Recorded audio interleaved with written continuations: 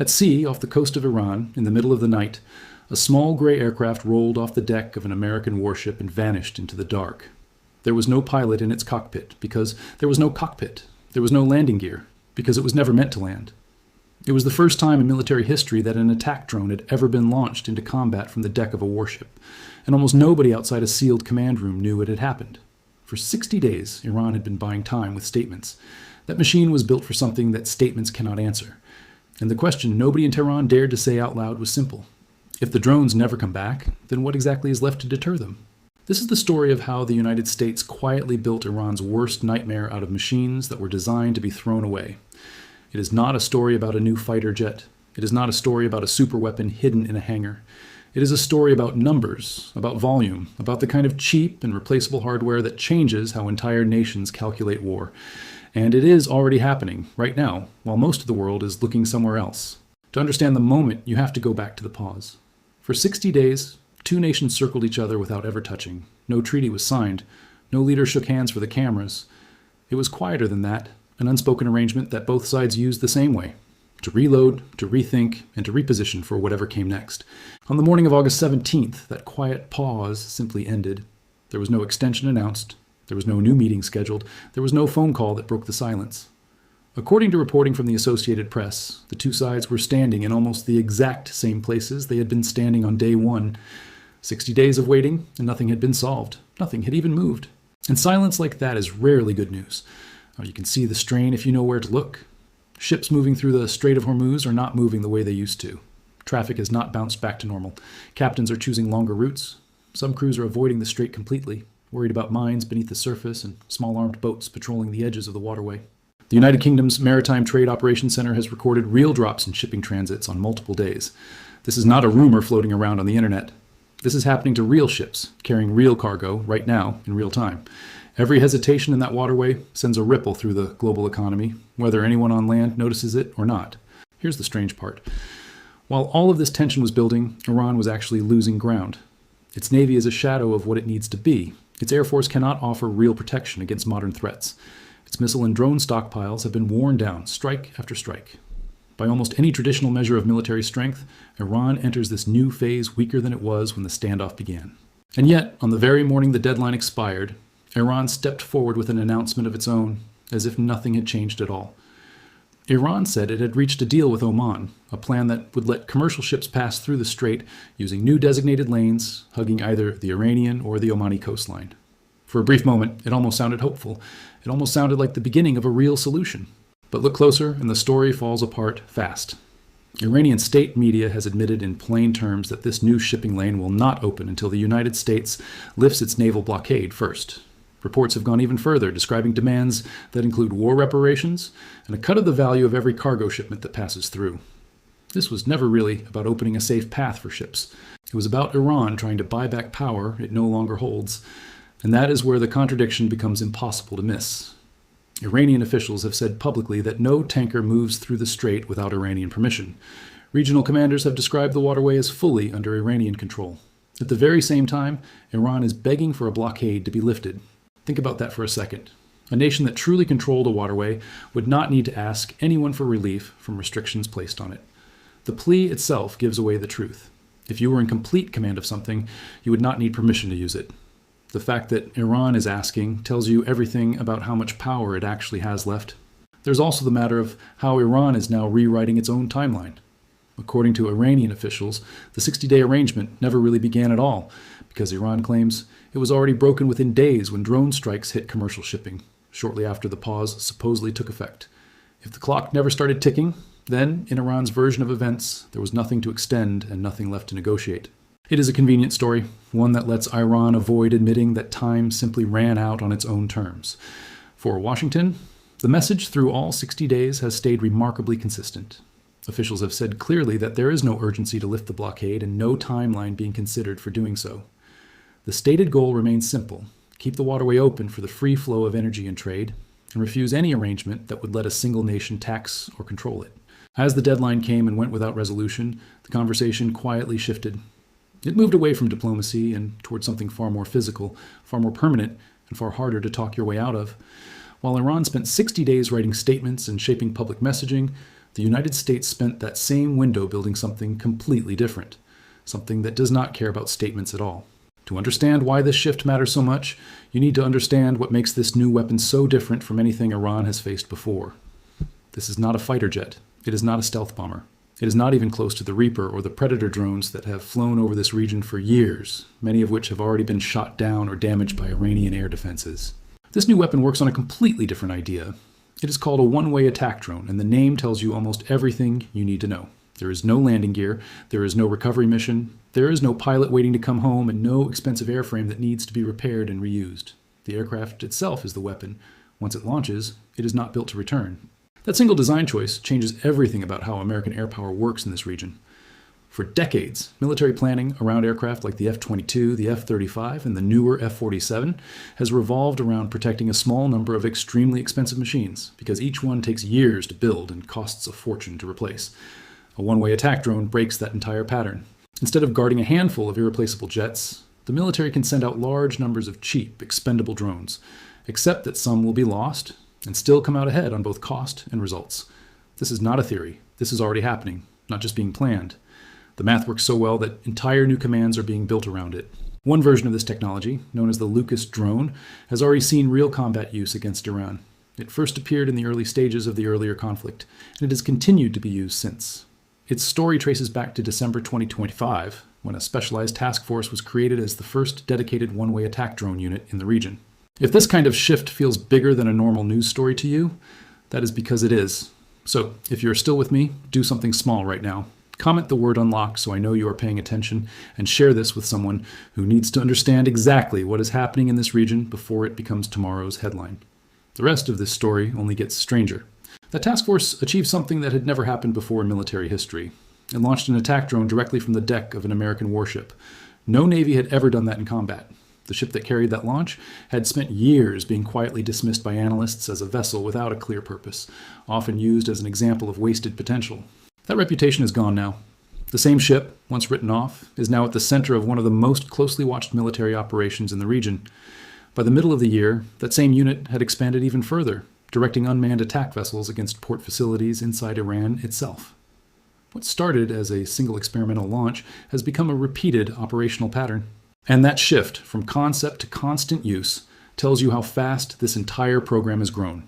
It went from a test to a task force to a multi-domain command in a matter of months. But here is what nobody expected. The hardest part of this story was never the technology. The hardest part was what the technology did to Iran's oldest and most trusted strategy. To really understand, it helps to look back at how Iran has handled pressure in the past. For decades, Iran's entire military identity was built around a simple idea: avoid a direct fight with a stronger power. Instead, wear that power down slowly through proxies, deniable attacks, and low-cost harassment that never quite tips into open war. It worked because the other side always had something to lose: expensive jets, trained pilots, political patience back home. Every strike against a manned aircraft carried a human cost that showed up on the news, and that cost gave Iran leverage. It could threaten just enough pain to make bigger powers hesitate. That was the entire playbook, and it worked for a very long time. A one-way attack drone erases that playbook overnight. There's no pilot's family waiting for a phone call. There is no political fallout from losing a machine that was built to be lost. You cannot generate outrage over the loss of something designed from day one to never come back. Iran spent years learning how to exploit hesitation, and now it is facing an opponent that has removed the very thing hesitation depends on. There's a psychological weight to this that goes beyond hardware. Iran's leadership has always calculated risk based on cost, both financial and political. Every past decision, from ship seizures to proxy attacks, was measured against how much pain the other side was willing to absorb before backing down. But a force built on cheap, expendable machines does not feel pain the same way. It does not need public support to keep functioning. It does not need to justify losses to voters or allies. It simply keeps operating, strike after strike, regardless of outcome. And that kind of persistence is exactly the sort of thing that breaks old strategies built around waiting people out.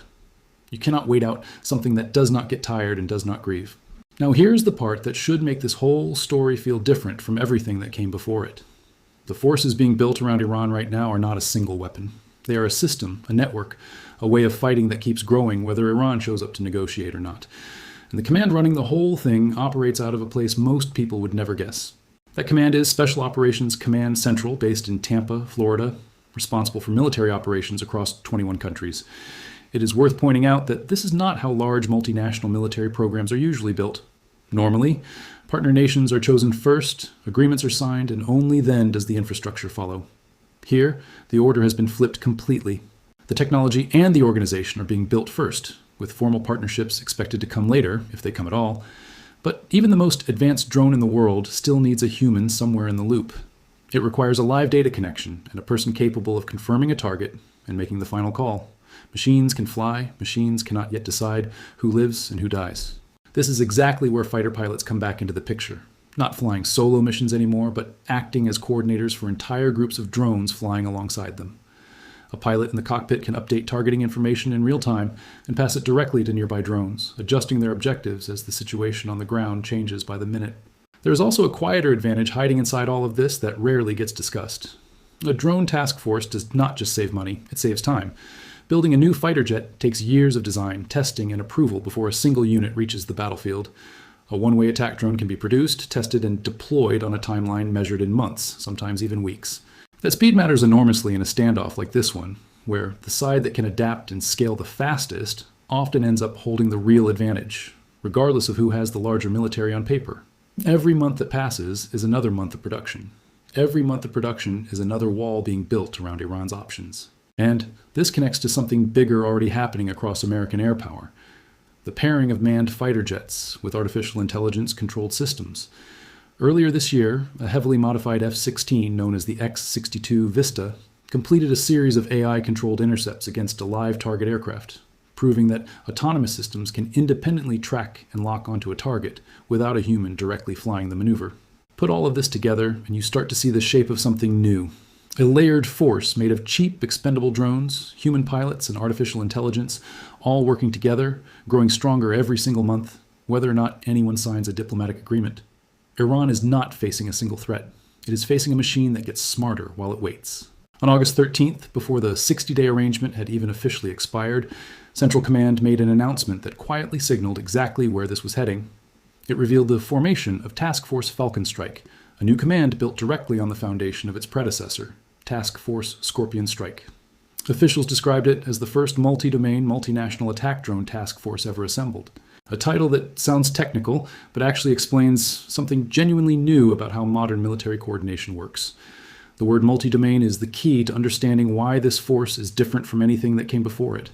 This is not a unit built around aircraft alone. It brings together unmanned systems that can operate above the sea, across its surface, and beneath the water, all connected under a single coordinated command. In plain terms, this means Iran now faces potential threats from 3 separate directions at once, all linked to the same network, all capable of shifting and adjusting as conditions change in real time. From the air, they can strike. From the surface, they can strike. From under the waves, they can strike. And Tehran has no way of knowing which direction the next one comes from. What makes this announcement even more telling is what was left out of it. Central Command has not named a single regional partner nation. No country has been confirmed as participating, even informally. No names have been floated publicly for consideration. That is an unusual way to launch a multinational task force. Normally, military organizations announce their partners once agreements are locked in, presenting a unified front from the very first day. Here, the opposite approach is being used on purpose. The infrastructure, the production lines, the command structure are being built first, and partnerships are expected to follow only after that foundation is set. The sequencing does not look accidental. Building the organization before locking in partners gives the United States far more control over exactly who eventually joins. In a region where information moves quickly between rival governments, deciding who gets access to sensitive coordination systems is not a small detail. Rushing into a partnership too early risks bringing in a nation whose loyalty or information practices cannot be fully trusted. By waiting, Washington can set stricter terms before anyone else gets a seat at the table. There's also an economic layer to all of this that rarely makes it into the headlines, but matters just as much as anything happening on the water. The Strait of Hormuz is not just a narrow stretch of ocean. It is one of the busiest energy corridors on the entire planet, a route that a huge share of the world's oil and gas depends on every single day. Every time a tanker slows down, reroutes, or refuses to enter the strait at all, that hesitation ripples outward into fuel prices, shipping insurance rates, and global markets that have nothing to do with the region itself. Iran understands this leverage better than almost anyone, which is exactly why threats around the strait have always carried weight far beyond the water itself. But leverage built on fear only works as long as the other side believes the threat is credible. The moment a stronger, more persistent force enters the picture, that fear starts to lose its grip, and the leverage that came with it starts slipping away just as fast. Fear, it turns out, has a shelf life. Credibility does not. Every ceasefire, every quiet arrangement, and every pause in this standoff has followed a familiar pattern. Iran has spent years using periods of delay to squeeze out small concessions, treating every pause not as progress, but as an opportunity to reset the clock in its favor. For a long time, the strategy worked, mostly because there was always another deadline waiting just over the horizon, another chance to negotiate for more time. But now that this 60-day window is closed with no new talks scheduled, that old pattern appears to be running out of road. The contradiction sitting at the heart of Iran's public position is getting harder to ignore with every passing day.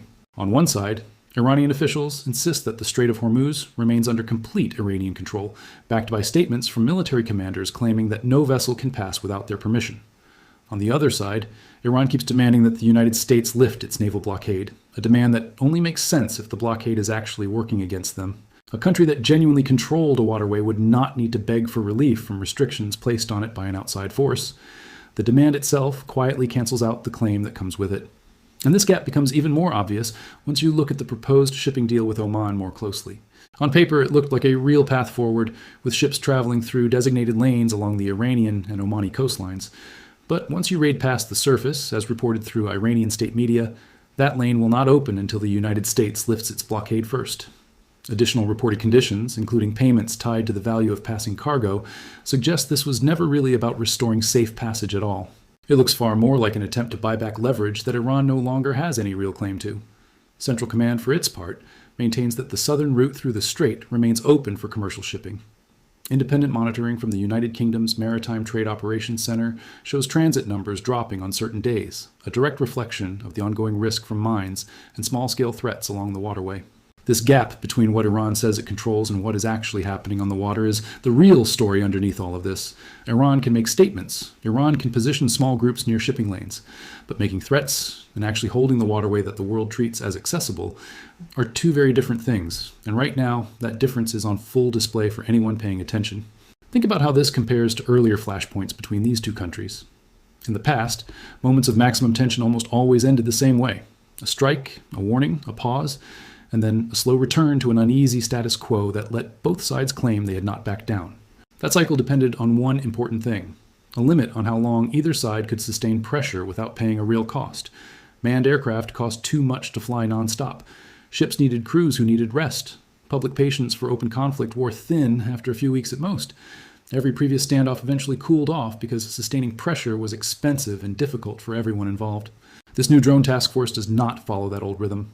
It does not need to pause because a pilot needs rest. It does not need political cover to keep launching, because losing a drone does not carry the same weight as losing a pilot.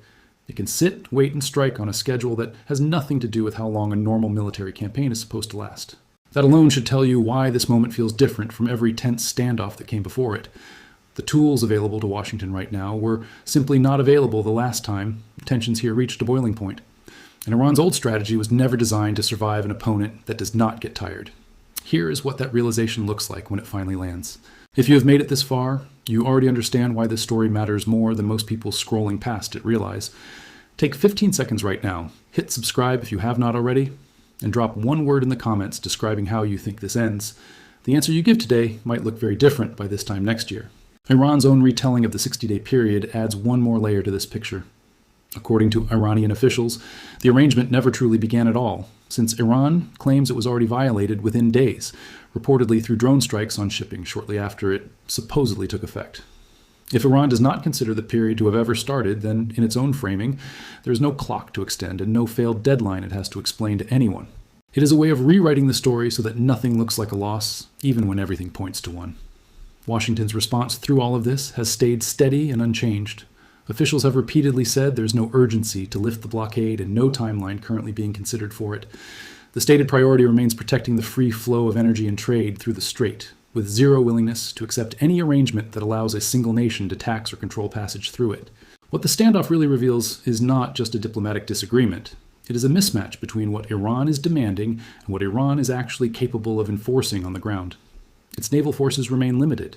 Its air defenses have been worn down through repeated strikes. Its missile and drone stockpiles have been reduced through sustained pressure over time. And now, on the other side of this expired deadline, Iran faces an expanding multi-domain drone task force built specifically to sustain long-term pressure without ever needing a large, risky manned mission to keep moving forward. If tensions rise again, defense analysts expect any future strikes to be more precise and more sustained than earlier phases of this conflict, focused on high-value targets, leadership infrastructure, and the deeper parts of Iran's military-industrial base, all enabled by the very same drone systems now becoming fully operational. Here's the part that should really sit with you. Diplomacy runs on deadlines, meetings, and pressure that eventually fades once the cameras move on to the next story. This new force does not run on any of that. It does not need a signed agreement to keep expanding. It does not need a breakthrough at the negotiating table to grow stronger next month than it is today. It builds itself quietly on its own schedule, whether Iran shows up to talk or not. For years, Iran mastered a very specific kind of warfare. Cheap weapons used in large numbers, hard for anyone to fully stop or fully blame. Small drones, fast boats, deniable strikes that never quite crossed the line into open war. It was a strategy built on being difficult to pin down and expensive to fight. Now the United States is building the exact same kind of force. Low cost, high volume, difficult to fully counter. Except this time, it is aimed directly at Iran, instead of being used against everyone else in the region. There is something almost poetic about that turn. The tactic Iran spent decades refining, the idea that a weaker power can offset a stronger one by making every response too costly to bother with, has now been picked up, scaled up, and pointed back at the country that built its entire regional strategy around it. Iran taught the world that cheap, expendable weapons could tie down a superpower's attention for years. Now, that same lesson is being used against Iran itself, backed by a defense budget, an industrial base, and a production capacity that Iran could never hope to match. The student did not just learn the lesson, it industrialized it. That is the real shift happening right now, and it is bigger than any single headline about a missed deadline or a broken agreement. Iran spent 60 days negotiating with words, while the other side spent 60 days building machines that do not need words at all. One side was buying time, the other side was buying capability, and when the clock finally hit zero, only one of those two things was actually ready to keep going without a single new conversation. That is what makes this moment different from every tense standoff that came before it. This is not a threat sitting in a warehouse waiting for a political decision. It is a system already moving, already tested, already proven in real strikes, expanding every single month regardless of what happens next in any meeting room. Iran can keep making statements about control it does not fully have. They can keep offering deals wrapped around demands they know will not be accepted. But statements do not stop drones from launching, and demands do not slow down a task force that was built specifically to operate without anyone's permission. The 60-day clock is gone now, and so is the illusion that time was ever really on Iran's side. What replaces it is something far harder to negotiate with, something that does not get tired, something that does not need a ceasefire to pause, something that does not care whether the next meeting ever gets scheduled at all. For years, the assumption inside Tehran was simple. Outlast the pressure, wait for political will in Washington to fade, and let the next crisis somewhere else in the world pull attention away. That assumption worked more often than not, because attention is limited and patience runs out. But patience is not what is expanding around Iran right now. Infrastructure is, production lines are, a command structure built to keep growing, whether or not anyone is watching closely this month or the next. You cannot wait out a system that was never counting on your patience running thin. You can only wait out a person, a deadline, or a political season, and none of those are what Iran is actually facing anymore. That is the part that should genuinely unsettle anyone following this story closely. This is not a single strike waiting to happen, and it is not a bluff designed to force Iran back to the table. It is infrastructure quietly assembling itself along Iran's borders and waterways, one task force, one warship, one drone launch at a time, with or without a single new headline to announce it. Look at the timeline again because it tells its own story. December 2025, the first dedicated one-way attack drone unit is created. Months later, the first combat launch from the deck of a warship, then unmanned attack vessels striking port facilities inside Iran. Then August 13th, Task Force Falcon Strike, the first multi-domain, multinational attack drone task force ever assembled. Each step came faster than the last, and every single step was announced quietly, almost as if the plan was not to shock anyone, but simply to let the structure grow until it was too big to ignore. Now add the layer Iran cannot see directly. The AI-controlled intercepts flown by the X-62 Vista earlier this year. The pilot-coordinated drone swarms updating targets in real time. The production lines that turn out drones in weeks, not years. All of it is one system, and all of it is pointed at the same place. Here is the uncomfortable truth for Tehran. Everything Iran built its strategy on, hesitation, cost, political pain, human loss, has been engineered out of the equation by machines that were designed to be spent. When the only thing you have to threaten is pain, and the other side has built a force that does not feel it, the threat stops being a threat. It becomes noise.